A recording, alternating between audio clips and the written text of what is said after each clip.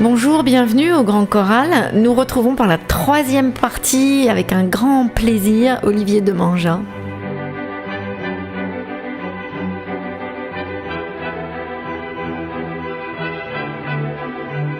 Bonjour Olivier. Bonjour. On est vraiment ravis de vous retrouver pour un troisième rendez-vous. Je vous entendais écouter la musique de François Truffaut, de ce film, donc de La Nuit américaine. Ça vous rappelle quoi, François Truffaut, en introduction de cette 3e partie ? Rien du tout. Rien du tout. Désolé. C'est vrai, parce qu'on a parlé dans les autres rendez-vous, vous avez parlé beaucoup de cinéma. Oui, mais j'ai pas de... Mais la nouvelle vague, non. Si, oui, bien sûr. Mais pas plus que ça. Pas plus que ça, non, j'ai... C'est drôle parce que la littérature, le cinéma, la bande dessinée... Alors, littérature et bande dessinée, je relis beaucoup. Le cinéma, c'est vrai que c'est rare, à part, il y a 3-4 films que j'ai vus plusieurs fois, mais je revois peu. Donc c'est quelque chose, c'est vraiment de l'instant présent, comme le théâtre, où... une fois. Voilà, c'est une fois, je le vis à 100%. Et puis voilà, alors qu'effectivement, je relis beaucoup les bandes dessinées, j'ai dû lire 20 fois l'Éducation sentimentale de Flaubert, quoi. C'est un truc... voilà, il y a des bouquins comme ça qui... Alors, on s'est quitté hier sur finalement la création de Eugène, qui était votre structure professionnelle, qui est une petite structure assez familiale, on pourrait dire ça ? Familiale, non, parce qu'on n'a que des rapports très professionnels quand même. Mais oui, de taille réduite, effectivement, oui. Petite. Donc toujours pareil, référence, on parlait des stoïciens, mais dans exactement la même lignée, on a un certain Schumacher qui en 80 quelque chose écrit un bouquin qui s'appelle Small is Beautiful. Effectivement, petit c'est bien. Et c'est vrai que j'ai toujours fonctionné plutôt comme ça. J'ai très vite su, j'ai créé cette société, donc la société Eugène, je l'ai créée il y a 31 ans maintenant. Mais en fait, j'ai très vite vu au bout de 2-3 ans ce qu'il fallait faire pour gagner 10 fois plus et avoir des grosses équipes, et savoir, etc., etc. Et je ne l'ai pas fait. Pourquoi ? Parce que small is beautiful. Donc effectivement, il y a des choses... Vous auriez craint, pardon, je vous interromps, vous auriez craint que finalement, à faire trop grand, trop gros, vous ne trouviez pas votre équilibre ? C'est ça, c'est très égoïste en fait. C'est très égoïste parce que tant qu'on est à une échelle petite, comme on a vu dans les autres émissions, j'ai appris la menuiserie, j'ai appris le dessin, j'ai appris à écrire, j'ai fait ma pelote, j'ai des méthodes de travail et j'aime bien ce que je fais, j'aime bien mon métier. Donc prendre un problème donné, là demain je vais être à la Maison de la Noisette à l'ACPED, voilà, dans le Lot-et-Garonne, je vais arriver dans la Maison de la Noisette, qui est un truc totalement étonnant, qui fait 40 000 entrées payantes perdues entre Clairac et Aiguillon, donc totalement improbable. Et voilà, ils ont une question, ils savent pas comment évoluer et tout. C'est moi qui vais les rencontrer, qui vais leur parler. Je vais passer une journée avec eux.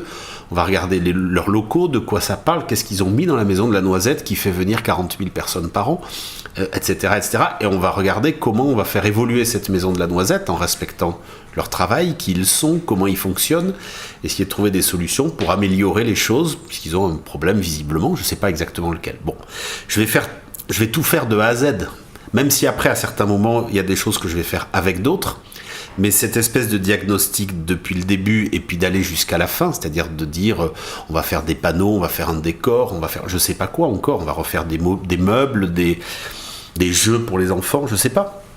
Mais cette vision d'un projet de A à Z me plaît. Je serais devenu une grosse boîte avec des équipes, alors certes de designers, de machins, de trucs, etc. Je serais devenu gérant de la boîte, point. Et vous n'iriez pas vous-même ? Non, j'irais pas moi-même. J'enverrais des gens faire les trucs, voilà. Et vous, ce que vous aimez, c'est aller au musée de la Noisette. Voilà, exactement. Passer ma journée au musée de la Noisette.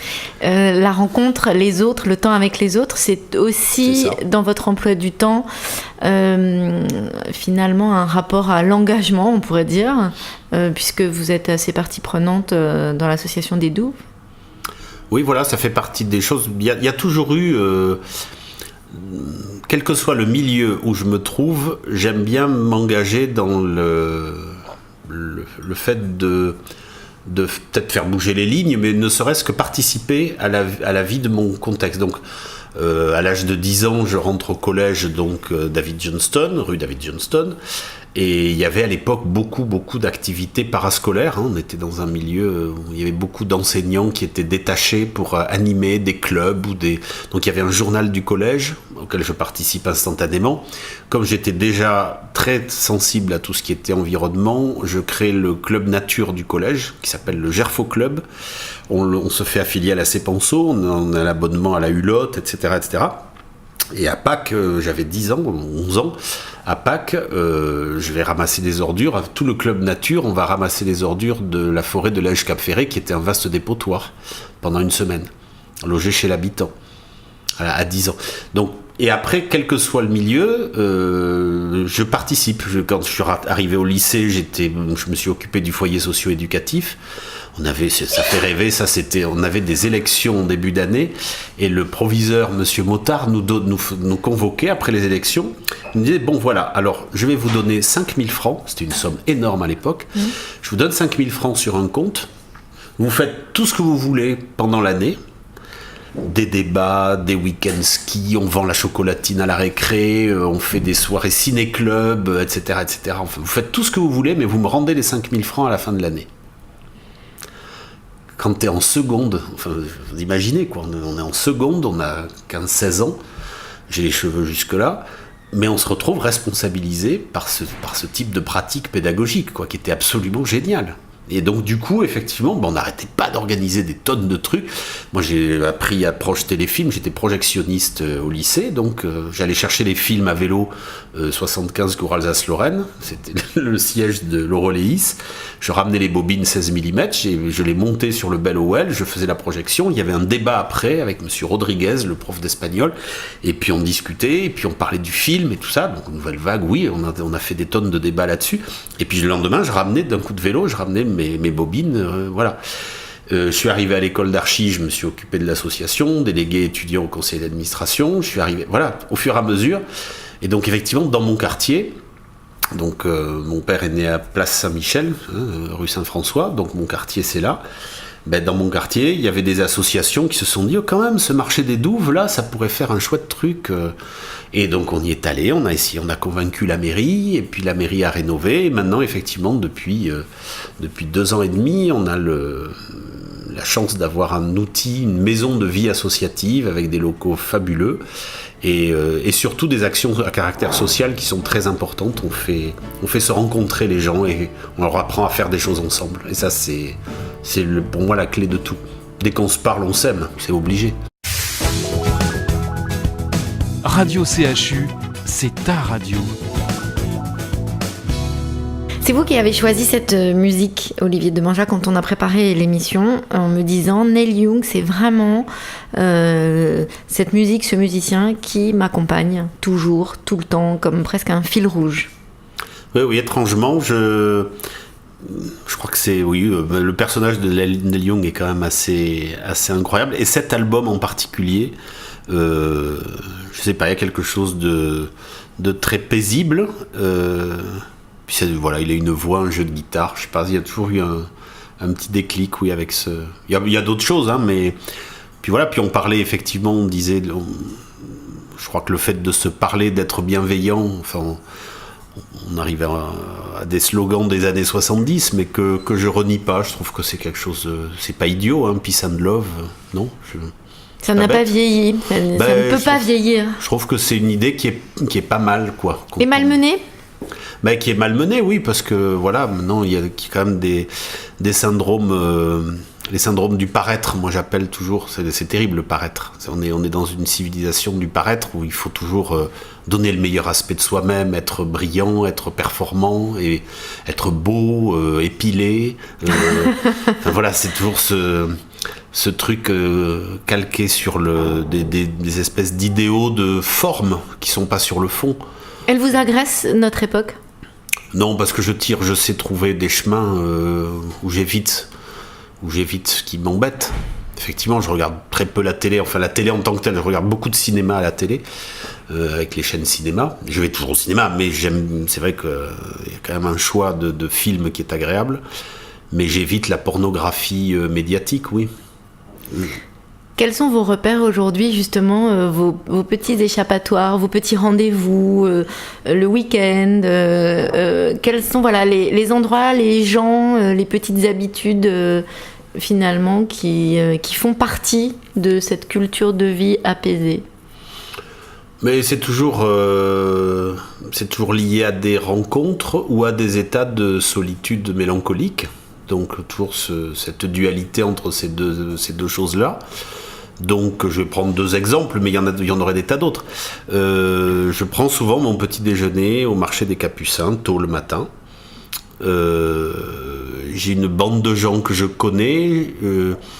Je ne sais absolument pas ce qu'ils font dans la vie, mais on passe du temps à parler. On se connaît très bien, je pense, sans savoir l'essentiel, quoi. Voilà, ils n'ont jamais vu ma compagne, ma vie, etc. Mais on se parle de choses, comme on peut parler là maintenant, aussi simplement. On prend le petit déjeuner ensemble, on reste 1 ou 2 heures à parler. Voilà, c'est un temps...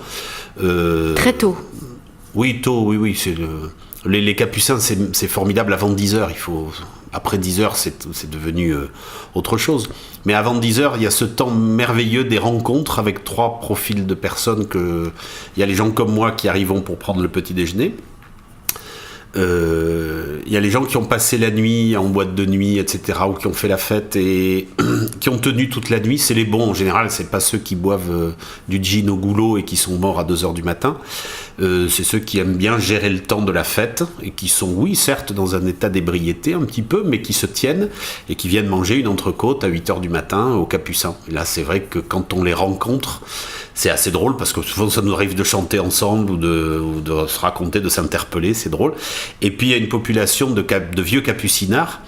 Les bouchers par exemple, eux c'est le moment de la pause, 8h du matin, ils ont travaillé beaucoup plus tôt en amont, les primeurs aussi, les poissonniers aussi. Et donc c'est le moment de la pause, donc du casse-croûte qui est plutôt salé, donc aussi voilà. Donc et on a ces 3 populations là qui s'arrêtent un temps, c'est-à-dire la nuit d'hier et la nuit de demain qui se rencontrent. Voilà, ces espèces de temps du tronc chanté, il est 5h, Paris s'éveille, sans le noctambule qui se promène dans la ville et qui croise le camion des éboueux ou les gens qui partent livrer, travailler, etc. Le journal qui arrive, voilà, et voilà l'aurore qui arrive avec le Figaro, comme dit Boris Vian. Et donc voilà, ce temps-là de fin de nuit, début de journée, je trouve que c'est une articulation magnifique. Il n'y a pas l'équivalent le soir. Voilà, le soir, pour moi, voilà, on étire la journée, on essaye de la faire durer le plus longtemps possible, mais c'est peine perdue. Alors que le matin, je trouve 1000 fois plus enthousiasmant un lever de soleil qu'un coucher de soleil. Voilà, voir le soleil se lever, c'est... Qu'on ait passé la nuit blanche ou qu'on se réveille, peu importe, mais voir le soleil se lever, c'est un truc... Et vous avez parlé d'une 2e habitude ? Mais donc les choses plus solitudes, donc moi avec un bouquin je suis bien partout déjà, voilà, je ferme les écoutilles d'un seul coup, je peux être n'importe où avec un livre. Qu'est-ce que vous lisez ? Je suis bien. Vraiment de tout. Alors ça peut être la plupart du temps, c'est soit lié à des boulots que j'ai, qui sont des façons de me faire une culture générale assez géniale. Donc là en ce moment j'ai lu des trucs sur la noisette par exemple. J'ai appris que la Turquie c'était le premier producteur de noisettes et tout. Donc je lis des tas de trucs sur la noisette. Sur les écureuils aussi, c'est pas inintéressant l'écureuil. Quand même 300 kilos, ils perdent à la maison de la noisette, ils perdent 300 kilos de noisettes par an à cause des écureuils. Ça devient quelque chose, 300 kilos de noisettes. Ils sont très actifs alors. Voilà. Donc, ils ont peut-être une 2e maison. Donc il suffit que je fasse une expo sur la dame de Brassempouille dans les Landes et je vais être plongé dans qu'est-ce qui s'est passé justement avec l'homme de Néandertal, là précisément, il y a 50 000 ans, pour qu'il y ait un sculpteur qui sculpte cette petite tête de dame si fine et si belle. Voilà, quelle image de la femme, comment, pourquoi. Donc là, hop, je vais lire Bergson, je vais lire l'image de la femme, des trucs d'archéologie, voilà. Mais donc c'est vraiment des lectures très très disparates. Après, je lis beaucoup de polars, ça j'aime bien, c'est plutôt détente. Il y a le dernier Anne Hanskin qui est très bien. Et après, j'ai un petit truc, c'est que j'ai récupéré tous les livres de la Pléiade de mon père à son décès, plus les miens. Et à côté de mon lit, j'ai 200 livres de la Pléiade. Et j'aime beaucoup le soir, j'en prends un totalement au hasard, je l'ouvre en plein au milieu et je lis. Voilà. Et alors je lis 20 pages des frères Karamazov, ou voilà, c'est du grand n'importe quoi. Puis je referme, puis je le range et puis je dors. Voilà. Mais donc c'est des trucs que j'ai déjà lus bien sûr, mais que je relis 20 pages. Et ça c'est un plaisir, c'est génial quoi. Voilà. Rien que pour l'écriture, déjà. Voilà, tout à fait. À force de lire, vous avez envie, pour vous, vous avez le besoin de noter, d'écrire, de dessiner. Dans votre quotidien, il y a des gestes de ce type-là ? Pas pour moi, c'est lié au boulot. Oui, je crabouille, je dessine, j'écris des trucs, oui, beaucoup. À la main, au crayon papier. Oui, à la main. Après, je travaille beaucoup à l'ordi, mais j'ai toujours mon cahier avec des trucs écrits, dessinés, voilà, des bouts d'idées. Je les rouvre jamais d'ailleurs, mes cahiers, c'est le fait de noter, ça, je le mémorise aussitôt. Voilà, donc je juste figer les choses. Voilà, mais la lecture, c'est quelque chose que je trouve fabuleux, quoi. Un hamac au bord du lac à Lacanau, un hamac, un livre. Je tiens 15 jours. Hein. Enfin, plusieurs livres quand même. Vos meilleures vacances, ce serait ça ? Ah oui, j'ai pas besoin d'aller... Mais je peux même rester à ma maison, c'est pas un problème. J'ai pas besoin de partir. C'est Jules Renard qui dit ça.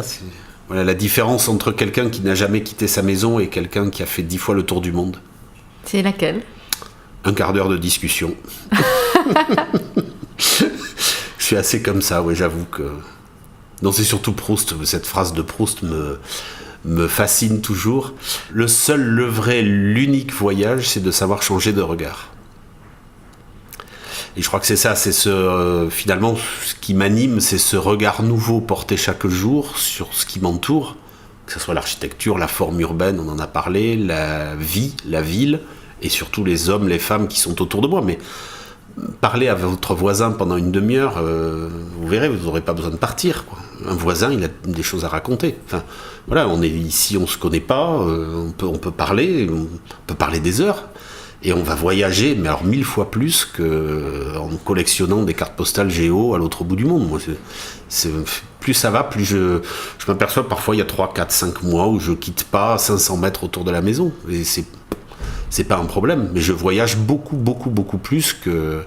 J'ai vu hier soir, je suis tombé sur un reportage sur les croisières, là, les bateaux de croisière où ils sont 5000 dessus et tout ça là. Et en zappant, je tombe sur un truc, j'ai vu la stérilité de ces voyages où en fait ils visitent Rome en une journée, ils partent en bus et puis ils descendent pas du bus, ils sont allés à Rome. Ouais. Non mais voilà, ça veut dire quoi ? Cette philosophie de vie, elle se transmet ? Oui, mes filles sont assez comme ça aussi. Oui, j'ai 2 filles qui ont pas besoin d'artifice, pas besoin d'aller faire du shopping, pas besoin de voyage, de machin, de trucs. Elles ont passé le permis, mais elles n'ont pas de voiture, elles ne conduisent pas. Enfin voilà, il y a des choses essentielles. En revanche, ce sont des gens très attentionnés, qui prennent la qualité de la vie. On a tout ce qu'il faut, je crois. Enfin, on n'a pas besoin de toutes ces choses qui nous encombrent. Hein. C'est Souchon qui chante ça. Et puis maintenant, on a la possibilité de vous écouter, de vous réécouter, Merci Olivier de Demangea pour ce voyage. Avec plaisir. En 3 rendez-vous qui aura été vraiment réjouissant. Merci. Merci à vous.